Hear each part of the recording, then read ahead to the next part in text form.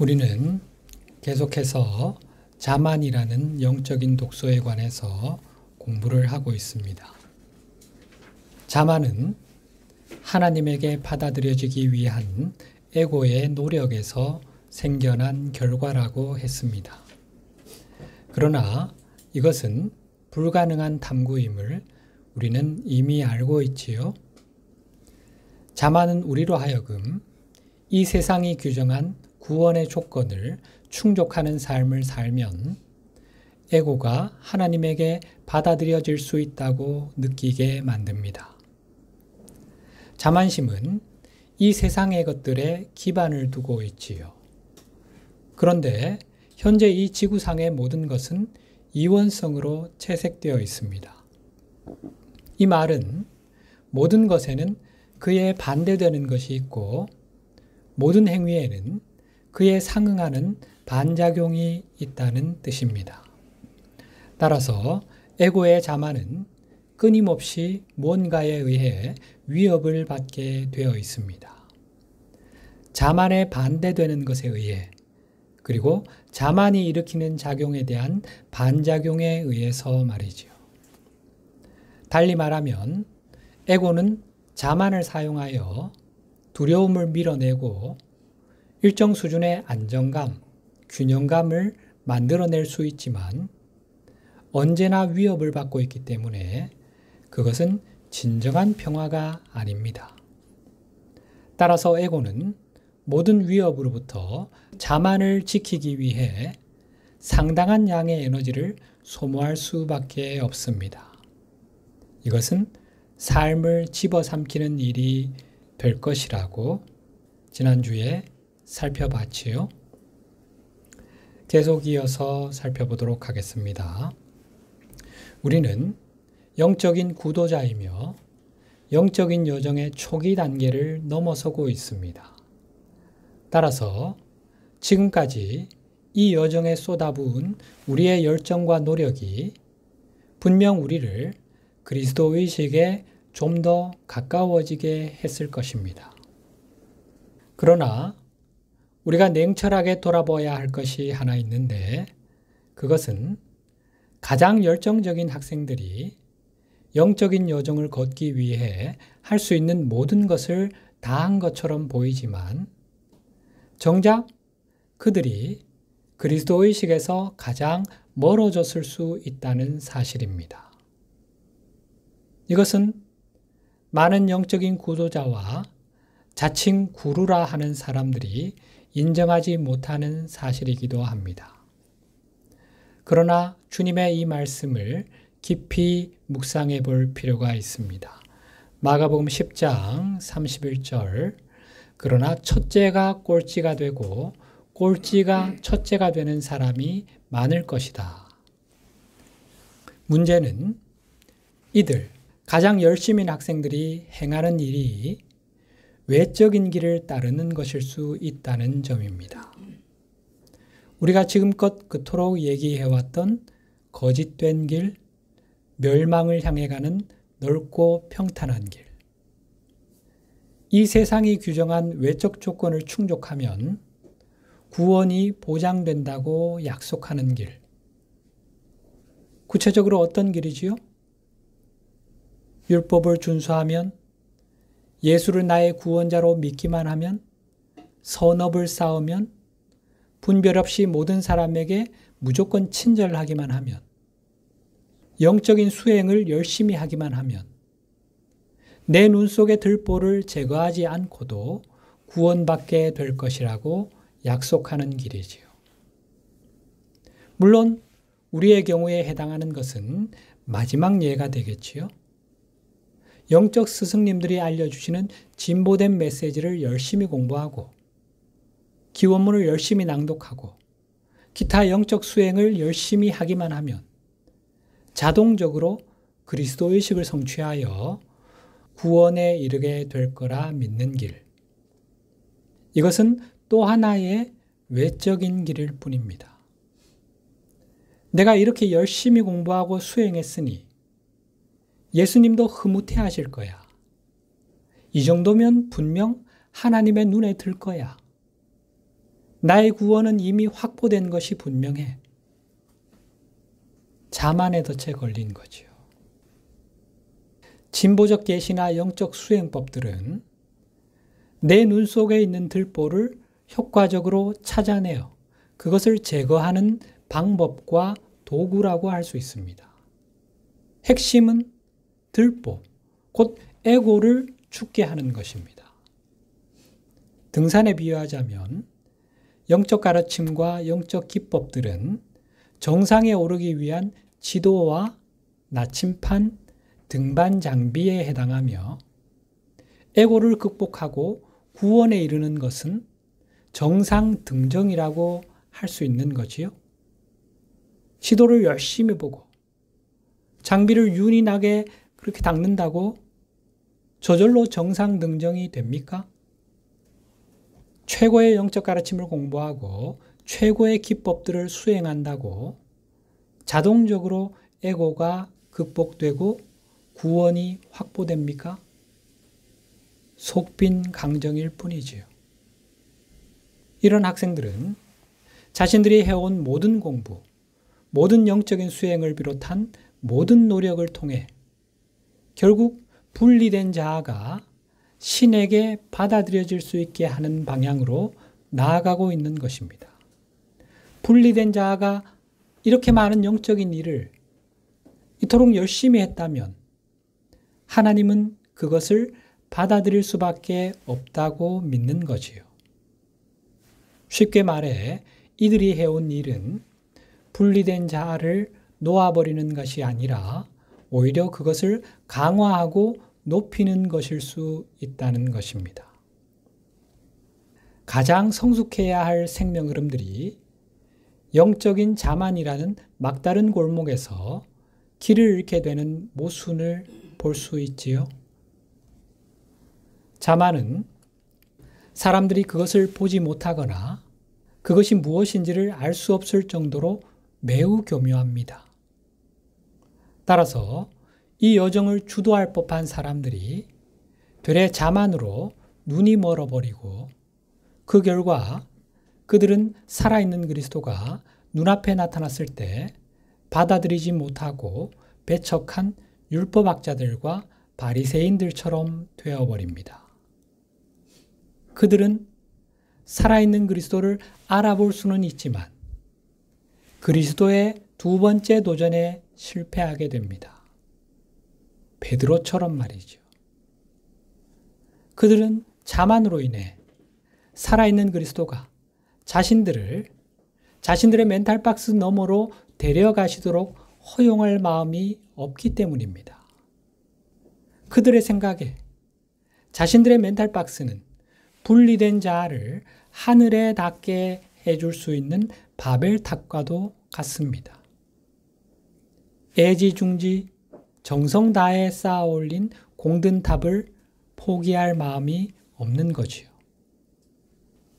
이것이 진실이라면 살아있는 그리스도이신 주님께서 영적인 여정에 열심인 사람들에게 다가가시기가 얼마나 어려우시겠습니까? 안타까운 현실이죠. 그들은 이미 구원을 확보했다고 생각할 텐데 살아있는 그리스도가 필요할 이유가 없는 거지요. 그리고 그들이 과연 자신들의 노력을 통해 이룩한 그 모든 성취를 다 놓아버리고 떠나야 한다는 스승의 말을 받아들일 수 있을까요? 공들여 쌓은 바벨탑을 버려두고 나를 따르라 하시는 스승을 과연 따라 나설 수 있을까요? 다시 말해 거듭남으로써 모든 것을 새로 시작하기 위해 과연 그들이 그동안 높여왔던 분리된 자아를 죽게 내버려 둘 수 있을까요? 그동안 자신의 일부, 아니 자기 전 존재라 생각해왔던 그 에고를 말이지요. 도대체 왜 지금껏 이룬 모든 것을 갑자기 포기해야 한다는 거지? 하며 말이지요.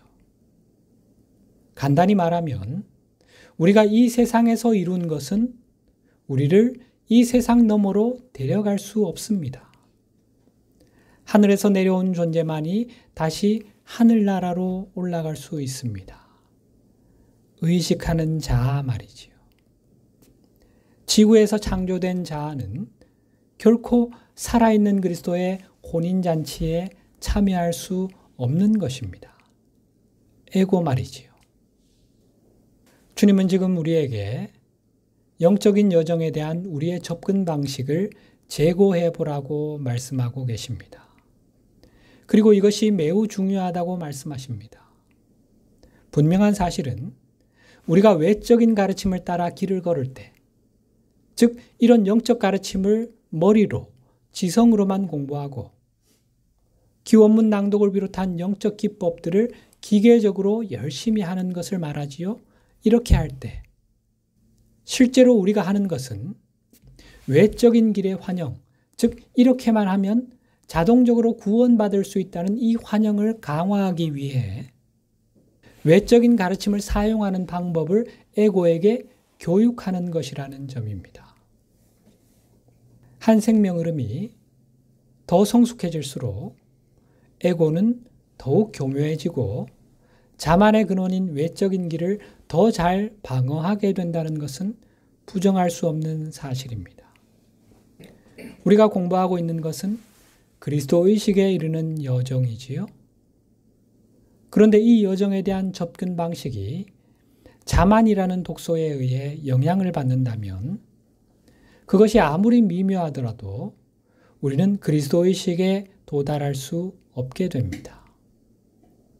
진정한 내면의 여정이 아닌 외적인 길을 따랐기 때문에 목표에서 벗어난 것을 우리가 육체를 벗은 후에 알게 된다면 얼마나 허탈할까요? 우리의 영적 여정이 얼마나 더 힘들어질까요? 주님은 당신의 제자들이 이렇게 되기를 결코 바라지 않으십니다. 주님의 관심사는 우리가 생명을 향해 가는 참된 여정에 굳게 정박하고 아직 육화에 있는 동안 그리스도 의식을 성취하도록 돕는 것입니다. 이 육체를 입고 있는 동안 이 생에서 그리스도 의식을 성취하게 하는 것, 그것이 예수님의 목표입니다. 우리를 향하신 뜻입니다. 그리고 그 목표를 달성하려면 우리의 에고가 아무리 완강히 저항하더라도 주님은 우리에게 완전한 진리를 전해주실 수밖에 없습니다. 바로 이 점이 가장 성숙한 학생들에게 스승이 필요한 이유를 보여줍니다. 우리가 아직 지구상에 머물고 있다는 바로 이 사실이 우리가 여전히 어떤 형태의 멘탈 박스를 가지고 있음을 말해줍니다. 우리가 의식의 계단을 올라갈수록 이 멘탈 박스는 더 미묘해지고 따라서 그 틀을 구성하는 환영을 꿰뚫어 보기가 더 어려워집니다. 그러나 진정한 영적 스승은 우리의 멘탈 박스 안에 계시지 않기에 우리를 눈멀게 하는 환영을 정확히 꿰뚫어 보실 수 있습니다. 그리고 이것이 바로 가장 성숙한 학생, 의식의 수준이 가장 높은 학생들에게도 예수님과 같은 승천한 스승이 필요한 이유입니다. 따라서 정말로 성숙한 학생은 자신이 매우 수준이 높아서 스승이 필요 없다고 생각하는 사람들과는 달리 자신에게는 스승이 반드시 필요하다는 것을 인정하는 사람들입니다. 다시 한번 정리를 해보면 참된 그리스도 의식의 여정은 의식하는 자아가 에고에게서 자신을 분리하여 그것을 죽게 하는 과정입니다. 자기 눈 속에 있는 들보를 찾아내어 그것을 제거하는 과정이지요. 이것은 자기 내면에서 이루어지는 내면의 여정입니다. 반면 교묘하게 포장된 외적인 길, 곧 거짓된 여정은 영적 가르침을 열심히 공부하고 영적인 기법들을 열심히 수행하기는 하지만 그런 외적인 행위에만 집중할 뿐 그것을 내면화하여 실제로 에고를 죽게 하는 데 사용하지 않는, 즉 에고를 극복하는 내면의 과정을 수행하지 않는 외적인 길입니다. 이 외적인 길만 열심히 걸으면 구원이 보장된다고 믿는 것입니다. 형식에만 집착하는 허울뿐인 길이지요. 이것은 에고를 놓아버리고 죽게 하는 길이 아닌 오히려 에고를 강화하고 높이는 길입니다. 외적인 행위를 중요시하고 외적인 길에 집착하는 것은 바로 우리의 에고니까요. 이제 우리는 이 여정에서 결정적인 전환점 중 하나에 도달했습니다. 우리가 진정한 그리스도 의식의 여정에 들어설지 아니면 교묘하게 포장된 외적인 길에 머물지를 결정할 지점에 와 있는 것입니다. 그리스도 의식의 여정에서 기본적인 사실은 참된 여정, 내면의 여정이 에고를 딜레마에 빠지게 하고 우리의 에고가 수세에 몰리게 된다는 점입니다. 외적인 길, 거짓된 여정은 에고가 우리를 딜레마에 빠지게 하지만 참된 길, 내면의 여정은 그 반대라는 거지요. 에고가 직면하는 두 가지 문제를 정리하자면 이렇습니다. 첫째, 에고는 의식하는 자아로부터 숨어 있어야만 살아남을 수 있습니다. 의식하는 자아가 마침내 에고를 보게 되면 에고는 의식하는 자아를 지배할 힘을 잃게 됩니다. 에고를 보기 위해 의식하는 자아가 해야 할 것은 단지 신의 실제에 조율할 수 있는 자신의 잠재력을 사용하는 것입니다. 신의 확장체인 의식하는 자아는 이원성 환영 너머의 실제, 곧 마야의 베일 너머에 있는 존재의 실상에 조율할 수 있는 능력을 이미 그 안에 가지고 있습니다. 이 내재된 능력을 사용하기만 하면 에고를 볼 수 있다는 것입니다. 따라서 의식하는 자아가 에고를 보기 위해서는 자신에게 이런 능력이 있음을 인식하고 그것을 깨워 그냥 보기만 하면 됩니다. 에고는 의식하는 자아가 자신을 보지 못하게 어떻게든 막아야 하겠지요. 의식하는 자아의 눈에 띄지 않는 곳에 은밀히 숨어 있어야 합니다. 에고가 직면하는 문제 두 번째는 우리가 참된 길을 발견하고 참된 영적 기법을 실천하면서 참된 영적 가르침을 공부하기 시작하면 의식하는 자아는 에고를 드러낼 수 있는 통찰력을 얻어서 영적 스승님들과 동일한 감각으로 분별하고 조율할 수 있는 수준까지 진전을 이루게 될 것입니다. 우리가 진정으로 이 여정을 이해한다면, 즉 이것이 에고를 드러내고 죽게 하는 내면의 여정임을 이해한다면 에고는 수세에 몰리게 됩니다. 이때 에고가 아무것도 하지 않고 가만히 있으면 서서히 말라 죽어가게 됩니다. 에고가 사는 법은 적극적으로 의식하는 자아를 사로잡아서 현존에게서 의식하는 자아에게로 흘러오는 에너지를 훔치는 것이지요. 이 에너지를 양식 삼아 살아가는 것이 에고와 영체들의 생존법이니까요. 이 작업을 못하고 가만히 있으면 음지에서 서서히 굶어 죽게 되는 것입니다. 따라서 에고는 우리의 영적 진전을 가로막기 위해 적극적으로 무언가를 하려고 할 것입니다. 에고의 전형적인 특징은 변화에 저항하는 것입니다. 에고가 가장 두려워하는 것은 우리 의식의 변화니까요. 그런데 에고가 저항한다면 그것은 자신을 노출하는 것이 되겠지요. 우리는 더욱 쉽게 에고를 볼 수 있게 되겠지요. 내면에서 변화에 대한 어떤 저항감, 거부감 같은 것이 느껴질 때면 에고로구나. 그동안 내가 보지 못했던 내 무의식에 숨어서 은밀히 나를 조정하던 그 에고가 마침내 모습을 드러내는구나 하며 그것을 볼 수 있게 되는 것입니다. 이것이 에고의 딜레마입니다. 에고는 자신의 생존을 위해, 즉 우리의 영적 성장을 가로막기 위해 못할 일이 없고 무슨 짓이든 하려 하겠지만, 에고가 무엇을 하든 우리의 의식하는 자아가 에고와의 동일시에서 벗어나 그것을 볼 수만 있다면 에고는 노출될 것입니다.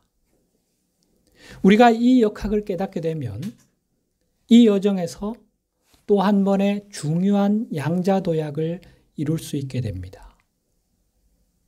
이제 우리는 이 깨달음을 실전에 사용해 에고를 드러내고 죽게 할 수 있습니다. 에고의 딜레마를 에고를 드러내고 죽게 할 수 있는, 에고를 잡는 도구로 사용할 수 있다는 것입니다. 우리가 분명히 알아야 할 사실은 참된 여정은 우리 내면의 평화, 완전한 영적 평화를 앗아가는 모든 것을 포기하는 것이 전부라는 것입니다. 의식하는 자아에게 있어 이러한 내면의 평화는 자연스러운 상태입니다.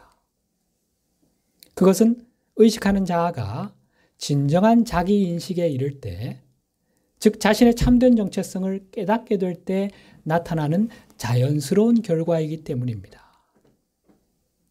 우리가 창조주에게서 나온 그분의 확장체이고 모든 것이 창조주에게서 비롯되었다는 사실을 알아차리게 되면 모든 생명이 하나라는 진실을 깨닫게 됩니다. 그리고 모든 생명이 하나임을 보게 될 때 생명은 실제로 생명 그 자체를 해칠 수 없다는 것을 알게 됩니다. 따라서 이원성에 갇힌 사람들이 우리를 십자가에 못 박고 우리의 육체를 죽인다 하더라도 진정한 나, 곧 내 의식하는 자아와 나의 영적 자아는 결코 해칠 수 없습니다. 예수님께서 십자가 죽음과 부활을 통해 이를 증명해 보여주셨지요. 따라서 우리는 아무것도 두려워할 필요가 없습니다. 그리고 우리가 이 진리를 안다면 이 진리가 우리를 모든 두려움에서 자유롭게 할 것입니다.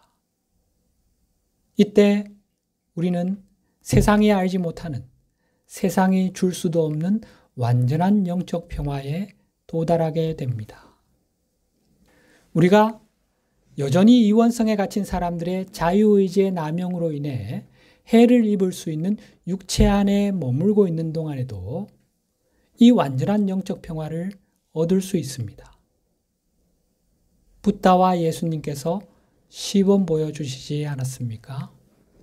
요한복음 14장 27절, 나는 평화를 너희에게 남겨준다. 나는 내 평화를 너희에게 준다. 내가 주는 평화는 세상이 주는 평화와 같은 것이 아니다. 너희는 마음에 근심하지 말고 두려워하지도 말아라. 자기 자신을 제어하는 사람은 전차를 다루는 숙련된 마부와 같다.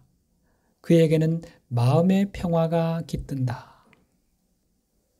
자신을 제어하는 사람, 곧 자기 에고를 다스리고 통제할 수 있는 사람은 외부의 상황이 어떠하건 어떤 환경에서도 마음의 평화를 얻게 된다. 세상을 떠난 후가 아닌 육신을 입고 있는 동안에도 말이죠.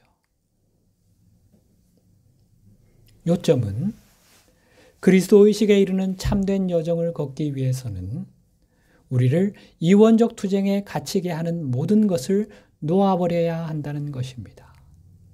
즉, 이 여정은 모든 비실제를 놓아버리는 것, 포기하는 것이 전부라는 뜻입니다. 물론 에고는 이 포기에 완강히 저항하겠지요. 그 이유를 이제는 아시겠지요. 에고는 이 세상의 것을 사용해 자신을 하늘에 도달하게 해줄 바벨탑을 쌓으려 하기 때문입니다.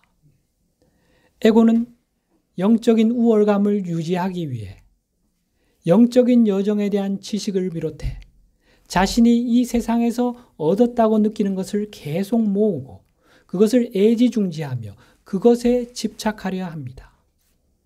따라서 에고가 구원의 기반이라고 여기는 것을 우리가 놓아버린다면 이것이 에고에게는 문자 그대로 생사가 걸린 문제이기 때문에 필사적으로 저항하는 것입니다. 이제 우리의 의식하는 자아는 이 내면의 저항을 찾는 습관을 길러 에고를 드러내는 데 사용할 수 있습니다. 에고가 저항함으로써 자신을 드러내도록 에고를 자극하기 위해 이 세상의 어떤 것이든 놓아버리는 의도적인 연습을 해볼 수 있다는 것입니다. 구체적인 예를 하나 들어볼까요? 주님의 말씀에서 그 힌트를 얻어보십시다. 마태복음 5장 40절 만일 누가 너희를 재판에 걸어 내 속옷을 가지려고 하거든 겉옷까지 내어 주어라. 만약 누군가 강제로 내 소유물을 가지려고 하는 상황에서 내 안에 물질에 집착하는 에고가 여전히 남아있는지 아닌지를 시험해 볼 수 있겠죠. 어떻게 해요? 주님의 이 말씀을 실행에 옮겨보는 것입니다. 정당한 이유도 없이 내 속옷을 요구하는 사람에게, 내 소유물의 일부를 요구하는 사람에게 그 외의 것도 덤으로 그냥 줘보는 거죠. 이때 내 안에서 어떤 저항감이 느껴진다면 내가 왜 그래야 돼? 이거 내 건데. 내가 어떻게 얻은 건데. 이 아까운 걸 왜 저 사람에게 줘야 해? 하며 저항하는 마음이 올라온다면 그것은 누구의 반응입니까? 에고의 저항이지요. 물질에 집착하는 에고가 그 모습을 드러내는 순간입니다. 만약 우리가 에고의 이런 측면을 이미 극복했다면 주님의 이 말씀대로 행하는 데는 아무런 어려움이 없겠지요. 우리는 내 속옷을 탐하는 사람에게 의도적으로 내 겉옷까지 내어줌으로써 그것에 저항하는 물질에 집착하는 에고를 드러낼 수 있고 이것을 에고의 한 측면을 극복하는 기회로 사용할 수 있습니다. 이런 예들은 무수히 많겠지요. 에고를 자극하는 행위를 함으로써 에고의 저항을 유도하여 에고가 그 모습을 드러내게 하는 이런 방식을 통해 우리는 에고의 여러 측면들을 보고 그것들을 포기하는 과정을 가속화할 수 있습니다. 따라서 이제 우리는 이제껏 에고가 상실의 두려움을 통해 우리를 조종하는 데 사용해 왔던 에고의 딜레마를 에고에게 압력을 가하는 도구로 사용할 수 있습니다. 전세가 역정되는 거지요. 에고가 아무것도 하지 않는다면 서서히 노출되어 죽음을 맞을 것입니다. 만약 적극적으로 저항한다면 그것은 단지 에고 자신을 더 빨리 드러내줄 뿐입니다. 여기서 우리는 살아있는 그리스도의 참된 제자의 표식 하나를 발견하게 됩니다. 그것은 에고에게 압력을 가해 에고의 저항을 에고가 자신을 드러내도록 몰아붙이는 도구로 사용하겠다는 의지입니다. 이렇게 함으로써 우리는 에고를 있는 그대로 볼 수 있고 실체가 없는 환영에 불과한 에고를 떠나보낼 수 있습니다. 반면에 참된 스승을 거부하고 거짓 교사를 따르는 반그리스도 마음의 거짓된 제자들은 살아있는 그리스도와 그리스도가 전해주시는 진리의 메시지를 거부하기 위한 이원적인 논리를 찾아낼 것입니다. 그들은 자기 눈 속의 들보를 찾아야 한다는 것과 자신의 의식이 변화되어야 한다는 사실을 거부하려 할 것입니다. 이 내면의 여정을 거부한 채 외적인 길을 걷는 것이요. 그러나 이것은 거짓된 여정의 쳇바퀴에 자신을 더 단단히 붙들어 매는 것일 뿐입니다. 이것은 분리된 자아를 하나님이 받아들일 수 있게 그것을 우월한 지위로 끌어올리려는, 즉 에고를 높이려는 자만의 여정입니다. 이들은 그 어떤 종교한 논리로도 하나님을 속일 수 없다는 사실을 알지 못합니다. 하나님은 결코 이원성 마음의 영향을 받지 않으시기 때문입니다. 따라서 이원성 논리는 자신들에게는 논리적으로 보일지 몰라도 하나님에게는 전혀 영향을 미칠 수 없습니다. 하나님은 업신여김을 받지 않으시며 자만심에 도취되어 스스로를 최고 수준이라 여기는 사람들을 특별 대우하지 않으십니다. 오늘 본문 말씀 갈라디아서 6장 7절 8절 스스로 속이지 말라. 하나님은 업신여김을 받지 아니하시나니 사람이 무엇으로 심든지 그대로 거두리라. 자기의 육체를 위하여 심는 자는 육체로부터 썩어질 것을 거두고 성령을 위하여 심는 자는 성령으로부터 영생을 거두리라. 자, 이것이 자만과 어떻게 연결되는지 보이십니까? 이 여정의 본질은 에고의 비실제와 그리스도의 실제를 분별하는 것이지요. 즉 환영과 실제, 거짓과 진실을 분별하는 것이 그리스도의식 여정의 핵심입니다. 그런데 자만심은 이것에 저항합니다. 에고의 비실제를 꿰뚫어보고 그것을 그리스도의 실제로 대체하려는 우리의 시도를 자만이 방해한다는 것입니다. 자만의 눈이 멀게 되면 우리는 이원성 환영을 점검하는 것에 저항하게 되고 자기 눈 속의 들보를 보는 것에도 저항합니다.